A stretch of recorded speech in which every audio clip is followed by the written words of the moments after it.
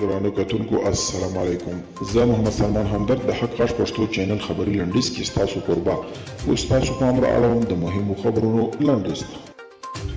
په هیواد کې د جګړې له پراختیا سره سم د ماشومانو د ملاتړ صندوق یونیسف په ځانګړې توګه د ماشومانو پر وړاندې روان تاوتریخوالي ټکان ورکوونکی بللی. یاد صندوق زیاته کړې ده چې یوازې په تېرو 72 ساعتونو کې په افغانستان کې د روانې خونړۍ جګړې له امله 60 ماشومان وژل شوي او 130 نور ټپیان شوي دي.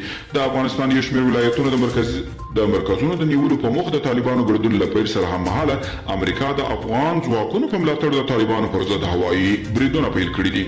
طالبانو د امریکا دا کار په افغان چارو کې لاسوهنه بللې او د بندېدو غوښتنه یې کړې ده.